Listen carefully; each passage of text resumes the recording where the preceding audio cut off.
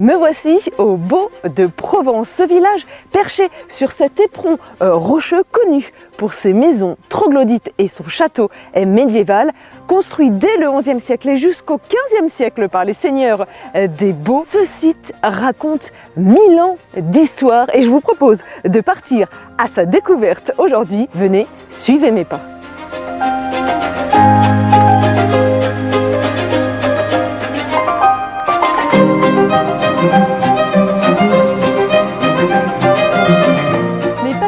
Quelles sont les origines des Baux de Provence? Eh bien, on a des textes datant du Xe siècle qui nous permettent de confirmer que les premiers seigneurs des Baux vont apparaître. La légende dit que les seigneurs des Baux descendent du roi mage Balthazar, ceux qui ont suivi la comète. C'est ce qui fait que l'emblème des seigneurs des Baux est une étoile. Cette puissante famille médiévale a régné sur de nombreuses places fortes et malheureusement s'éteindra en 1426. Et juste en bas, là, qu'est-ce que c'est, ces grands engins? Pour créer l'ambiance du Moyen-Âge, on a installé les armes de guerre. Qu'est-ce que c'est ça? C'est le trébuchet. Le trébuchet est une arme assez puissante qui pouvait carrément éclater un mur. Et au XIXe siècle, alors je crois que c'est un autre très grand tournant pour les Baux. Un scientifique va analyser la roche des Baux. Donc ce Berthier va découvrir qu'à l'intérieur de cette roche si particulière de couleur rouge brique, il y a une possibilité d'extraire un nouveau métal, l'aluminium. Et ne sachant pas comment appeler cette roche, c'est un ami, lui, qui lui suggère simplement « donne-moi le nom d'un lieu connu à proximité de la découverte ». Ben c'est les Baux. Dorénavant, cette roche s'appellera la bauxite. Alors ici, il faut imaginer qu'on évolue dans un jardin médiéval. Vous l'avez recréé à l'identique? Absolument, c'est le jardin Quiquéran. Les premières fontaines, en toute honnêteté, avaient une base carrée qui symbolise la terre. Et autour de l'eau, c'est circulaire, ça symbolise le paradis. Et nous sommes dans un paradis. Mais en fait, ce jardin Quiquéran, c'est avant tout un jardin médicinal, décoratif, alimentaire. Il y a un potager, ça servait à quoi exactement? Vous avez cité les trois possibilités en fait, en même temps, oui exactement. Ça s'appelle les oreilles d'ours ou oreilles de lapin. Oh, mais c'est super doux! Très très doux. Comme les oreilles d'un lapin, ouais, c'est ça. Ah, c'est drôle. C'est tellement doux que je peux vous dire que les gens l'utilisaient depuis l'Antiquité comme papier toilette. Tout en s'essuyant, ça soigne, à vrai dire. C'est une plante astringente qui est aussi antiseptique. Si on se coupe, vous mettez ça autour, vous faites un pansement pour le maintenir et puis ça vous soigne immédiatement. Qu'est-ce qu'on avait comme différentes plantes médicinales? On avait bien évidemment la sauge qui permet de calmer les personnes. La santoline, c'est vraiment quelque chose de remarquable. Réduite en poudre pour créer une sorte de tisane, ça permettait d'atténuer les menstruations. Ça apaise. Ça rappelle un peu l'odeur du thym? Tout à fait. Mais on a du vrai thym. Ici, on a même 7 différents types de thym, dont un unissime, peu connu, c'est le thym couché. On frotte contre les meubles, et ça dégage une odeur apaisante et bienfaisante. Ça purifie l'air. Tout à fait. Là, vous avez un chêne-liège. Et en fait, grâce à un mélange de la mauve, on va le mélanger avec l'écorce qu'on aura fait bouillir et créer une pâte. Et ça permettait en fait d'adoucir la peau et surtout d'enlever les gerçures. Mais le seul problème, en toute honnêteté, ça pue. Je préfère garder mes gerçures si j'en ai du coup. Que de senteurs. J'ai l'impression de me guérir de l'intérieur comme de l'extérieur. Ici, avec toutes ces plantes médicinales, pas étonnant en fait qu'il y ait un hôpital juste là, c'est ça? L'hôpital Quiquéran de Beaujeu. Il y avait 7 chambres et conséquemment 7 sœurs qui s'occupaient des patients. C'est elles qui connaissaient tout. Et cet hôpital accueillait absolument tout le monde sans distinction aucune? Sans distinction aucune. C'était durant une période très difficile du XVIe siècle où il y avait les conflits entre catholiques et protestants. Oui. Ici, il était dit qu'il fallait accueillir tout le monde, d'hoster les gens. Hospitalité donc qui vient de là aussi. Absolument.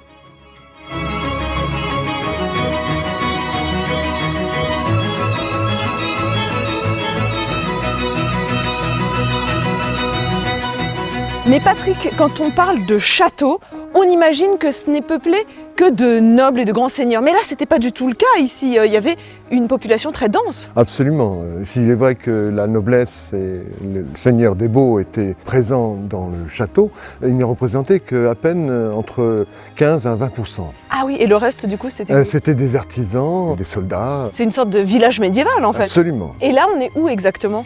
Dans la seconde basse-cour, qui est le lieu qui reçoit justement tous ces artisans, soldats et même les animaux qui servent aux militaires en quelque sorte. Mais dans cette basse-cour, comment on distinguait les nobles du peuple? Les nobles avaient quand même des vêtements beaucoup plus colorés, bigarrés. On avait du jaune, du rouge et c'était très visible de loin de ce fait. Et si on compare à la population qui animer le château, eh bien, ils avaient des couleurs plutôt ternes, plutôt entre le gris, le marron. D'accord, donc la couleur, c'est l'élégance. Absolument. Mais Patrick, combien d'habitants vivaient autrefois à peu près ici? Eh bien, grâce aux documents, nous savons que c'est allé jusqu'à 3000 habitants au total, ce qui semble surprenant vu l'espace.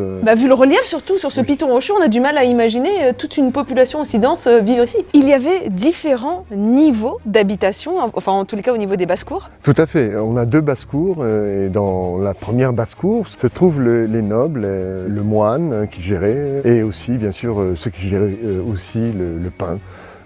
Une des obligations de la seigneurie. Et dans la seconde basse-cour, c'est là où vous avez tous les artisans, les soldats. On a juste là où on mettait les chevaux et certains des bestiaux.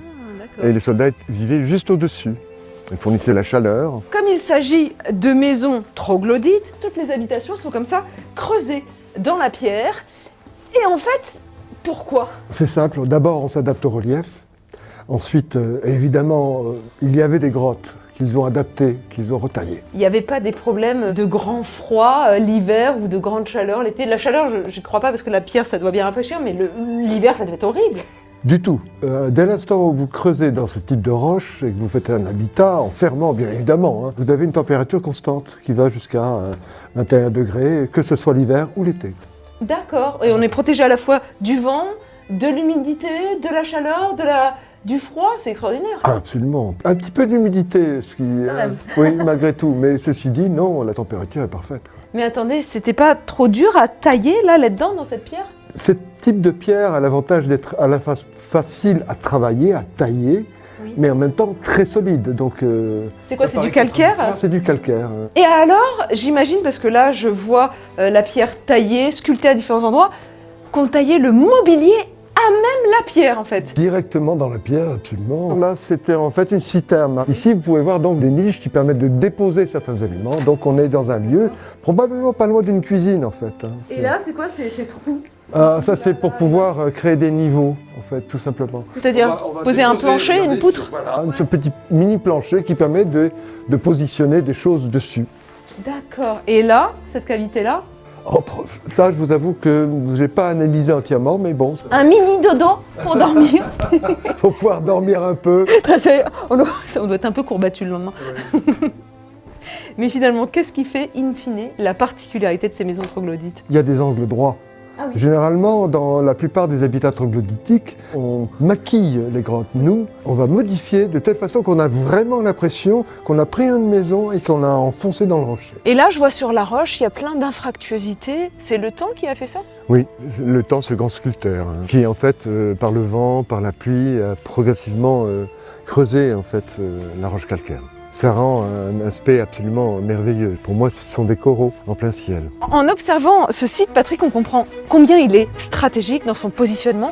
On voit plusieurs tours. À quoi servait-elle? En fait, elle représente une des défenses évidentes des fortifications. Elle protège l'ensemble du château et chaque tour défend et surveille l'autre tour. Il y en a 3. Celle de gauche, la tour Sarrasine, donc la plus haute, permettait en fait de voir l'ennemi d'extrêmement loin. Et la tour de Banne, à quoi servait-elle? La tour de Banne permettait de protéger en fait le sud du village, mais aussi permettait de surveiller l'entrée du château lui-même. Et ça permettait de voir aussi dans le vallon, qu'on appelle nous le vallon de la Fontaine. Et juste derrière? Juste derrière moi, vous avez la tour Paravelle, qui permettait de surveiller non seulement le vallon, le Val d'Enfer, puis aussi l'arrivée de l'ennemi. Et surtout le col de la Vallède, qui permettait en fait techniquement d'installer des ennemis et qui pouvaient aisément tirer sur nous. Mais grâce à cette tour, on protège bien. Donc finalement, on arrive à protéger à 360 degrés l'ensemble de cette fortification. C'est absolument vrai. On avait en fait au départ bien sûr des archers, mais on utilisait des choses très simples comme les rochers eux-mêmes. Ah, on lançait des gros rochers sur l'ennemi. Oui. Je m'amuse à dire de temps en temps qu'on faisait du bowling avant la date. Et on écrasait les gens. Sympathique. Des strikes, oui, c'est absolument. C'était plus au Moyen-Âge, j'imagine, l'huile chaude qu'on balançait sur... Alors l'huile chaude, ça fait partie des légendes que l'on vous enseigne il y a très longtemps dans les cours d'histoire. Et c'est pas vrai? Non, nous on balançait de la chaux. De la chaux, c'est encore plus radical. C'est radical et c'est très propre. Et en même temps, ça fait des sculptures humaines. On se croirait presque à Pompéi. Presque. Dans la partie supérieure, on a le donjon, là jusqu'ici, qui a une fonction quand même très importante. C'est ici que tout se décide, c'est là où on contrôle, c'est là où on accueille à la fois les alliés et très souvent les ennemis. Il y avait 5 niveaux différents, mais c'est surtout dans la partie où il y a la cheminée que se regroupaient toutes les personnes ensemble. Très souvent, au tout début du Moyen-Âge, les gens dormaient ensemble dans la même salle pour une garantie de chaleur humaine. Mais elle est très très haute cette tour. Elle fait 37 mètres de haut. Le premier niveau près du sol, en fait, c'était la réserve. La partie supérieure, c'était le personnel, et ainsi de suite. En fait, plus on se rapprochait de la sommité, plus on était proche des seigneurs et de la noblesse des baux. Patrick, j'ai envie de voir à quoi ça ressemble, venez, à l'intérieur. Donc il faut imaginer qu'à l'intérieur des habitations des grands seigneurs, eh bien, il y avait toutes sortes de décorations, notamment de grandes tapisseries là, sur les murs. Absolument, des tapisseries à la fois décoratives et utiles, pratiques, puisque ça nous protégeait de l'humidité et du froid en même temps. Ah d'accord, c'est pour ça que là j'ai très froid. Mettez les tapisseries, oye. Mais Patrick, c'est formidable, on voit encore des éléments architecturaux se détacher là dans les angles du donjon. Oui. On voit effectivement les consoles qui permettaient de soutenir en fait un système d'arcature. On voit des boulins qui permettent d'ancrer en fait les planchers. Puis là, très visible, on voit creuser les ouvertures, les fenêtres, et ainsi que la cheminée qui est absolument magnifique. Et là, ce qui est creusé dans la pierre, on dirait comme une espèce de niche, c'est ça ? Oui, tout à fait, qui ont été mises pour pouvoir déposer en fait des lumières, etc. Mais comment ont-ils fait au Moyen-Âge pour construire un édifice aussi haut ? D'où vient la pierre ? De la base déjà, on va évider, creuser, tailler, et on va utiliser ces pierres pour construire le mur supérieur. Et on a un avantage indéniable, ici au Baux, on a directement dans le château 2 carrières de pierre. Ah, ce qui facilite grandement les travaux évidemment. Oui. Une rapidité de production et à la fois une rapidité de construction. Vous êtes dans le sud, en Provence, et de ce fait, on a besoin de plafonds hauts. C'est pour la chaleur. La chaleur monte, donc de ce fait, c'est bien pratique. Malin. Et la hauteur, c'est la dominance, c'est le pouvoir. Donc plus c'est haut, plus on est puissant. Et on voit de loin se détacher cette tour d'ailleurs. Absolument, c'est la première chose que l'on distingue quand on arrive en proximité des lieux. Et je pénètre à présent dans ce qu'on appelle la chapelle castrale, typique de l'art gothique provençal. C'est le cœur même en fait du château, c'est le point de départ.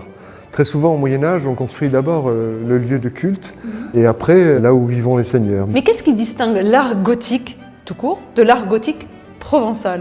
Regardez plutôt le démarrage. Si ça avait été du gothique flamboyant, par exemple, vous auriez eu des chapiteaux historiés, à bestiaires fantastiques. Ici, non. Ah oui, ce sont des lignes simples qui s'orientent vers le centre. Beaucoup plus épuré, somme toute. Oui. Oh, et là, Patrick, je vois des pigments de couleur, c'est de la peinture, hein, du rouge, du bleu, c'est les restes de peinture. Il faut imaginer ça tout à fait peint. Absolument, vraiment très peint, plein de couleurs. Non seulement c'était beau, mais aussi je tiens à signaler que ça sentait bon. On faisait tout pour que les odeurs montent et accueillent ceux qui vont venir se recueillir et prier. Mais qu'est-ce que ça sentait exactement? Le romarin. Mais pas l'encens, c'est bizarre. Parfois on utilisait l'encens, si je me fie au texte, mais surtout le romarin, parce que c'est une plante qu'on a à proximité et c'est très agréable dès l'instant qu'on l'utilise. Et c'est donné, comment dire, un avant-goût du paradis. Mais finalement, cette chapelle castrale n'avait pas une fonction que religieuse, je crois. À quoi servait-elle? Sa fonction première est effectivement la religion, mais on a construit au-dessus de la chapelle une sorte de tour de protection, de défense. Donc on est passé, si vous voulez, du religieux au défensif. Je suis en admiration quand je lève la tête, au-dessus de ma tête, des croisées d'ogives gothiques sublimes. Il y a des nervures qui partent des colonnes, hein. C'est ce qu'on appelle les liernes. Et les tiercerons, en fait, ce sont les espaces entre ces liernes qui créent cette triangulation. C'est là où on peignait soit le ciel, soit des étoiles. Mais cette chapelle, Patrick, était surtout ouverte à tous. Toute la population du premier donjon venait ici prier, aussi bien les gens qui servaient que les nobles. Ils avaient le droit de venir au moins 5 fois par jour, en fait. C'est unificateur, finalement, cette chapelle, parce que ça réunit à la fois les grands seigneurs et le peuple, ceux de la seconde basse-cour, autant que ceux de la première. La chapelle ainsi que la religion, et les religions en général, c'est un principe d'unification. Et tout le monde devait participer à cet élan religieux et mystique. Et le moine avait aussi une fonction autre que religieuse. Elle protégeait un petit peu le peuple et ses intérêts, non? C'est bien dit. Elle gérait en fait les relations entre la population du château et de la noblesse ou entre les gens du peuple. Elle solutionnait le problème, notifiait les changements. C'était un véritable bureaucrate, on peut dire. Mais sur ce sommet rocheux là, le défi de l'eau était permanent, il n'y avait pas de source. Comment faisait-il pour s'abreuver? Alors on avait des citernes. Vous en avez une juste là, qui était une citerne d'eau de pluie, qui était alimentée donc par les hauteurs et puis les conduits taillés dans la roche. Et on a des cheminements qui permettent en fait d'alimenter cette citerne. Et là, vous avez la seconde citerne, primordiale d'ailleurs, la première quand même, parce qu'on va introduire quoi? De l'eau qui vient du vallon de la Fontaine, de l'eau pure, buvable. Mais vu la quantité nécessaire pour remplir cet ensemble de citernes, on la mélangeait forcément avec l'eau de pluie. Bah oui, l'eau de pluie, elle était stagnante, donc pas potable, j'imagine. Absolument, et grâce à cette eau venant du vallon, ça permettait de la rendre buvable et acceptable. Et donc, j'imagine qu'ils étaient bien moins malades que d'autres, parce qu'ils évitaient toutes les épidémies comme ça. Absolument, on protégeait bien ce genre de citerne-là pour éviter que tout animal puisse s'y noyer, y perdre sa vie. Par exemple, qui sont porteurs de germes, s'ils tombaient dans l'eau citerne, ça y est, l'eau serait dangereuse pour l'homme. Polluée. Polluée complètement. Et donc la peste, ils n'ont pas été touchés au bout? Ni au 8e, ni au 9e, enfin au 8e, c'était pas ici la citerne, mais l'eau ici, effectivement, n'a pas été contaminée. Pourquoi? Parce que la citerne était recouverte? Recouverte, protégée, et même le petit puits qui permettait de prendre l'eau dans l'étage supérieur, on couvrait cette ouverture qui ressemble à un puits, et ainsi les rats ne tombaient pas dedans. J'ai une petite soif. Non mais vous pensez franchement que je vais boire ça? Mais en fait, toute la vie des habitants était conditionnée par cette eau, non? Oui. La problématique, c'est qu'il fallait en fait descendre une pente de 30 degrés et la remonter pour pouvoir les ramener dans des récipients qu'on appelle des aiguières. Ça ressemble en fait à des amphores, mais à fond plat. D'accord. Et on mettait combien de temps pour rejoindre le vallon? Il fallait presque une heure de descente et de remontée. Mais l'eau, elle ne servait pas que à boire, elle servait également pour se laver. C'était important l'hygiène à cette époque. Alors, dans l'imaginaire des gens, très souvent, on pense que le Moyen-Âge sont des gens plutôt sales. Mais pas du tout. Pas du tout, non, non, non. Au contraire, enfin, de là à dire qu'ils sont comme les Romains, qui se lavent 3 fois par jour, non. Il n'y avait pas de terme. Non, non. Exactement. Donc, ils se lavaient les parties simples du corps et parfois, une fois mois, il allait dans un bac et se lavait entièrement. Donc, l'eau extrêmement précieuse. Alors là, je vois qu'on est dans une pièce rectangulaire. C'est la maison du fou ici, c'est ici qu'on faisait le pain? Tout à fait, parce que c'est une obligation. C'est une taxe qu'on appelle la banalité, obligatoire pour tout le monde. Parmi le nombre de pains que l'on fabriquait, il fallait en donner un certain nombre au seigneur. Et comment il faut imaginer l'architecture des lieux? Comment c'était composé? Il y avait différents étages? On avait 2 étages. On a des traces en fait de l'escalier au-dessus de ce magnifique décor de feuilles d'acanthe qui signalait la présence du lieu où on pouvait cuire son pain. Et on a été accueillis par un personnage qu'on appelait le panetier, responsable du seigneur pour vérifier le nombre de pains qui étaient cuits. Mais comment se nourrissait-on au Moyen-Âge? C'était quoi comme type de pain? On avait des pains de seigle et de sarrasin en boule, qui ressemblent à nos pains de campagne d'aujourd'hui. Et est-ce qu'on mangeait des animaux, des poissons? Est-ce que c'était réservé à toutes les catégories de population? Non, le gibier par exemple, les oiseaux, c'était les nobles. Par contre, chose exceptionnelle pour les seigneurs des Baux, ils autorisaient à la population, même les serfs, d'aller pêcher, parce qu'on a des marais pas loin, d'aller pêcher le poisson, et aussi de prélever le sel. Ah, c'était des marais salants alors? Oui. D'accord. Et je vous rappelle que le sel, c'est de l'or, c'est de l'or blanc. Alors, face à moi, nous avons ce qui s'appelle le trou aux lièvres. Et ça, c'est vraiment un piège redoutable pour les ennemis. Pourquoi donc? Comment ça fonctionne exactement? Alors, c'est bel et bien un piège pour les ennemis, mais aussi c'est un passage qui permettait aux habitants, de ceux qui vivaient le long de la falaise, de pénétrer dans les baux et d'aller directement au village. Mais sinon, beaucoup d'ennemis, en passant par là, croyaient arriver directement au donjon. Mais si vous regardez, simplement en vous retournant, vous avez le donjon. Donc ils se disent bingo, ça y est, j'ai réussi. Ben, pas du tout, parce que ça ne permet pas de rejoindre le donjon. Donc en fait, ils sont coincés. Et en plus, j'imagine qu'on peut carrément, vous parliez de pierres tout à l'heure, leur balancer des grandes pierres ou toutes sortes de choses pour les éliminer. C'est ce qui se passe d'après les textes, bien évidemment. Planquez-vous, il y a quelqu'un. C'est une blague. Elle m'a fait peur. La plupart des gens croient que c'est un cachot à cause de la ferrure qu'on a installée, mais c'est bel et bien un passage. Regardez par vous-même, on voit le paysage. Oui. Et là, cette porte, elle mène où? Alors, elle mène au prieuré. Elle était reliée directement à la chapelle castrale. Et on a dû boucher par sécurité, c'est tout bête. Parce que là, si on ouvre, on tombe un petit peu dans le trou aux lièvres. Et là, pour le coup, c'est un piège redoutable, vraiment. Là, ça devient définitivement. Voire mortel. Alors, ce qui intrigue dans ce château, c'est ce qu'il y a juste derrière moi, là. C'est un pigeonnier Mais qu'est-ce que ça vient faire ici? À quoi ça servait? C'est un privilège en fait de la noblesse. Ils ont le droit d'avoir des pigeons et d'en soutirer avantage. On va utiliser par exemple la viande de ces colombes parce que ce sont principalement des colombes.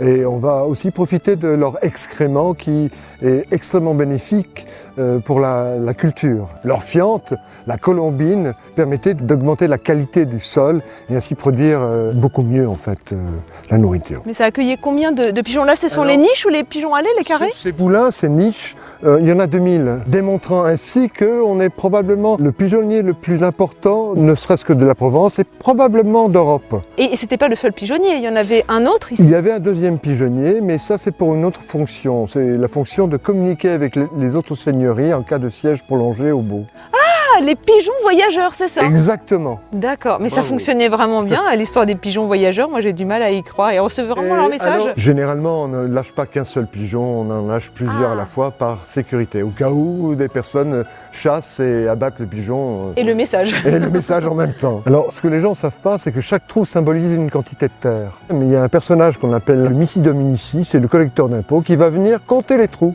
pour qu'on paye une taxe correspondante. C'est le seigneur qui va devoir régler cette somme. Au Beau de Provence, on a également la chance de rencontrer certains artisans, comme vous, Corentin, vous êtes coutelier, C'est ça. forgeron. Alors là, le soufflet, il sert à quoi? À entretenir le feu? C'est ça. En fait, vous voyez que pendant que j'actionne, ils réagissent de manière différente. Il y en a un qui va expirer et l'autre qui va emmagasiner l'air pour en pouvoir après l'expirer à nouveau. Donc c'est ce qu'on appelle un soufflet double corps et ce qui me permet d'alimenter mon foyer en air et de faire chauffer ma lame à température pour pouvoir après la forger. Là, par exemple, comme vous pouvez le voir, si vous voulez mettre quelques coups de marteau, voilà. Et là, je fais quoi en faisant ça? Et bien là, vous déplacez la matière pour pouvoir former ce qui va être le futur tranchant, donc la lame. J'adore faire ça! Et donc petit à petit, ce que vous voyez là, au fur et à mesure de quelques coups de marteau, ça va donner une forme de couteau. Et une fois fini avec les traitements thermiques et le polissage et l'assemblage du manche, voilà la différence. Magnifique. Oh, ils sont impressionnants là, ces couteaux! C'est quoi? Alors là, c'est des reproductions historiques de couteaux vikings. Donc c'est une période. Et donc j'ai reproduit d'après des pièces archéologiques qui permettent de pouvoir retrouver ce qu'on avait à l'époque. Là, par exemple, vous avez un couteau forgé avec une lame en damas et un manche en granit, et ici avec un manche en lapis lazuli. Et là, je suis le seul à le faire avec ce type de montage, c'est-à-dire de tailler la pierre en un bloc et après de la façonner pour en faire un manche. Combien d'heures de travail pour faire ça? Une bonne journée. Et ces couteaux là, ils sont purement décoratifs ou ils sont vraiment fonctionnels? Non, ils sont fonctionnels. Par exemple, je vais vous montrer. Ah oui! Ah, mais Voilà. plus que fonctionnels. C'est ça. Vous apprenez pas au Beau de Provence, dans le château, à forger et à faire des couteaux. En revanche, vous avez un atelier où vous C'est pouvez ça. apprendre à n'importe qui. C'est ça. Où les gens viennent et à la fin de la journée, ils ont appris à faire leur couteau et ils repartent avec. Ça coûte combien? C'est 350 € la journée et ils façonnent leur couteau et après ils font le manche et ils repartent avec le couteau qu'ils ont fait eux-mêmes. Et ici, si on veut vous acheter un couteau, ça revient à combien un couteau viking par exemple? Bah, ceux-là, en fonction des matériaux, c'est entre 89 € et 99 €. Et c'est vraiment forgé et ensuite assemblé avec des matériaux qu'on aurait retrouvés à l'époque, puisque là, les bois viennent de Finlande.